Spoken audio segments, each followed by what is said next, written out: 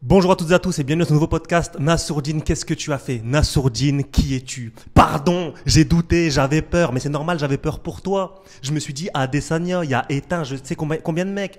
Le mec, c'est un distributeur de commotion en série. Et aujourd'hui, c'est toi qui lui as fait une commotion. Là, je suis dans un événement. Je me suis évadé 2 petites minutes. Je suis venu dans un vestiaire pour te parler dans les yeux. Nassourdine, ce que tu viens de faire, c'est exceptionnel. Dans le MMA français, jamais personne n'a fait ce que tu viens de réaliser. Mettre KO Israël Adesanya. On en parle juste après le générique.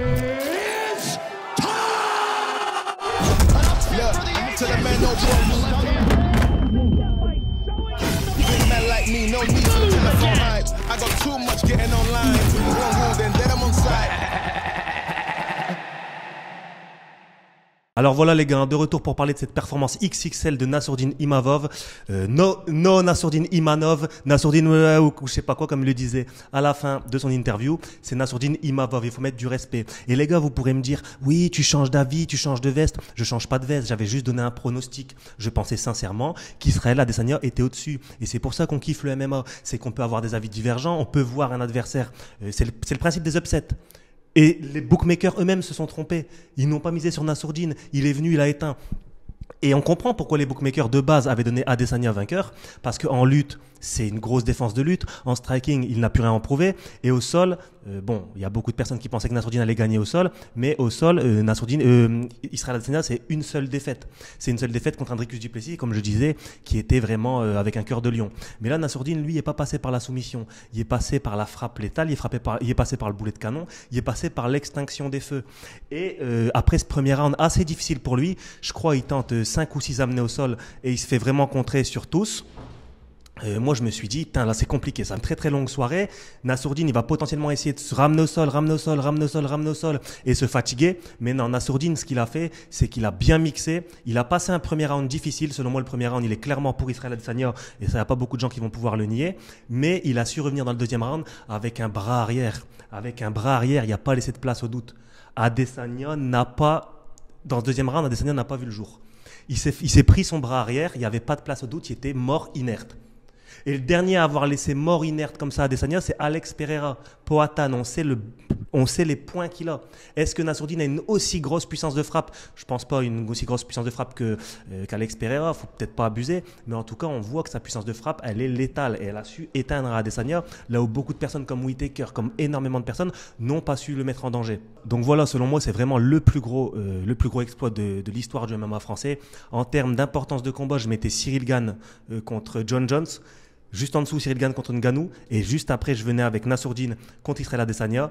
Mais le problème, c'est qu'avec Cyril Gane, il y a eu 2 défaites. Et là, Nassourdine Imavov, il est venu, il a validé ça. Il n'a pas validé ça n'importe comment. Il n'est pas venu prendre une soumission, même si on n'a rien contre les soumissions. Mais il n'est pas venu prendre une soumission. Bon, voilà, on s'en fout un petit peu. Il n'est pas venu prendre une décision. Nassourdine, il est venu, il a éteint. Et vas-y, si vous voulez, en commentaire, mettez t'as retourné ta veste. Vous savez très bien que j'ai pas retourné ma veste, j'avais juste un avis. Nassourdine m'a fait mentir. Et c'est ce qu'on aime dans ce sport. On kiffe. Donc Nassourdine, la suite pour lui, ça va être... je sais pas quelle suite, la semaine prochaine. Je crois que la semaine prochaine ou dans 2 semaines, il y a le titre qui va se jouer entre Dricus du Plessis et Sean Strickland.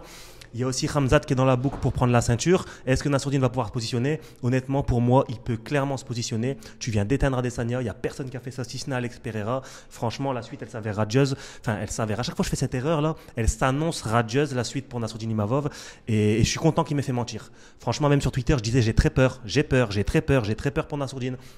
Et il y a des personnes qui étaient là en train de me dire oui, mais tu veux qu'il perde. Les gars, je dis que j'ai peur. Si je voulais qu'il perde, j'avais pas peur. Je me dis ouais, Adesanya il va l'éteindre et puis c'est réglé. Je voulais que Nassourdine fasse une belle performance. J'aime bien aussi Adesanya, je voulais qu'il fasse une belle performance, mais en tout cas, je voulais pas qu'il y en ait un qui finisse inerte. Et je pense que vous pouvez le voir à mon visage. Bon, je suis pas plus déçu que ça que Adesanya finisse inerte. Je suis plus content pour Nassourdine.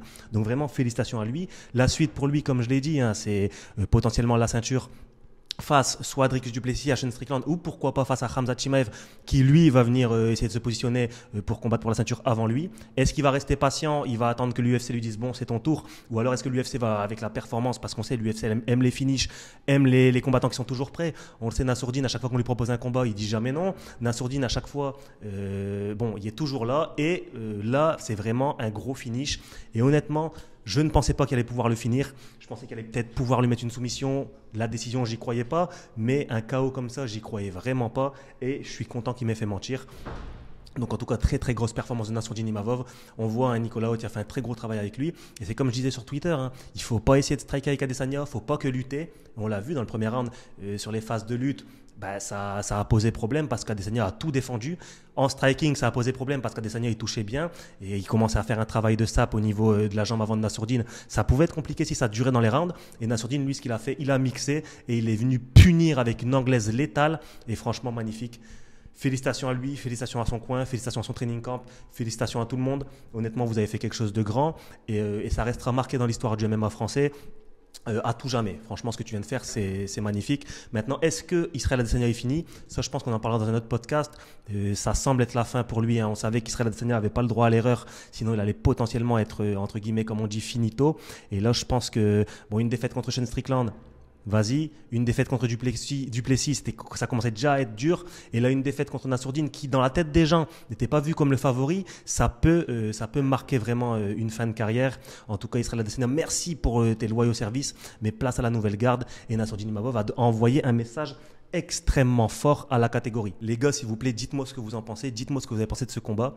Plus généralement, dans l'événement, j'ai pas vu tout l'événement, j'ai vu que Sharapouddin Magomedov a perdu contre Michael Venom Page. Bon, ça c'était un peu prévisible, j'avais dit aussi, Michael Venom Page, pour moi, il est largement au-dessus. En striking, il n'y a pas photo. Et puis Sharapouddin Magomedov, c'est pas un gars qui va beaucoup lutter. Donc pour moi, c'était une victoire logique de Michael Venom Page, MVP. Mais par contre, là, Nassourdine, franchement, je suis scotché. Mes pronos, des fois, je tombe pile dedans, des fois, je me trompe. Et quand je me trompe, pardon Nassourdine, tu as fait quelque chose de très, très grand. Là, je le répète, mais il faut le dire. Il faut le dire quand c'est bien. Et franchement, là, magnifique. Dans les commentaires, les gars, n'hésitez pas à me dire. N'hésitez pas à me dire ce que vous avez pensé de ce combat. N'hésitez pas à me dire quelle suite vous voyez pour Nassourdine Imavov. Nassourdine Imavov contre Khamzat Chimaev, même si je ne pense pas, on sait que Nassourdine Imavov et Khamzat Chimaev s'entendent bien, ils ont déjà été dans les mêmes coins, je pense notamment à Abou Younusov, ils ont été dans les mêmes coins, ils se fréquentent, etc. Je pense qu'ils sont même déjà entraînés ensemble au Venom Training Camp, donc je pense qu'ils ne vont pas s'affronter. En plus, les combattants de l'Est, généralement, ils ne s'affrontent pas tellement, donc ils préfèrent ne pas s'affronter. Après là, si c'est pour une ceinture UFC, est-ce qu'ils vont le faire? On sait que Nassourdine il devait combattre contre un autre caucasien. Il avait accepté, mais je ne sais plus c'est quand, mais le combat avait été annulé. Mais en tout cas, Nassourdine, peut-être qu'il va pouvoir se positionner contre la ceinture, même si c'est Khamzat Chimaev qui le prend. Je pense que Nassourdine a vraiment à cœur d'accomplir son rêve. Et si c'est Khamzat Chimaev qui est entre lui et son rêve, je pense que même si c'est un ami à lui, il va lui faire une guerre respectueuse, une guerre dans le respect. Et en tout cas, j'ai hâte de voir ça. Ou alors, est-ce qu'il va pouvoir battre un Dricus du Plessis? Est-ce qu'il va pouvoir battre un Sean Strickland dans une revanche? On sait que Nassourdine, il a déjà combattu contre Sean Strickland. C'était assez compliqué. Mais là, on voit que Nassourdine, il a complètement tout changé autour de lui. Et comme il le disait dans l'interview d'après-combat, le plus important, c'est d'être bien là, être bien dans sa tête. Et j'ai l'impression qu'il est bien dans sa tête. J'en parlais avec The Fight Club. Il disait, oui, j'ai croisé Nassourdine, j'ai l'impression qu'il est vraiment mieux. Donc moi, je le croyais, tu vois, je le prenais au sérieux, mais je me disais, ça ne pouvait pas avoir un si gros impact. Et bien si, quand Nassourdine est bien dans sa tête, il fait des choses exceptionnelles. Il a un nouveau management, il a une nouvelle team. Et j'ai l'impression que tout est bien organisé autour de lui pour le faire performer. Et quelle performance. Donc exceptionnel. Vraiment, victoire méritée de Nassourdine Imavov. Enfin, qu'est-ce que je raconte, moi? Victoire méritée. Le gars, il met KO, victoire méritée. Ben oui, victoire méritée. Victoire exceptionnelle, tout court. Et j'ai hâte de voir la suite pour lui. Pour moi, la suite, Khamzat Chimaev. Si Khamzat prend la ceinture, ça ne sert à rien de l'affronter s'il ne prend pas la ceinture. Dricus du Plessis ou Sean Strickland. Après, je pense qu'il n'y a plus grand monde. Il ne va pas prendre un Robert Whittaker. Pour moi, il y a assez prouvé. Tout droit vers la ceinture.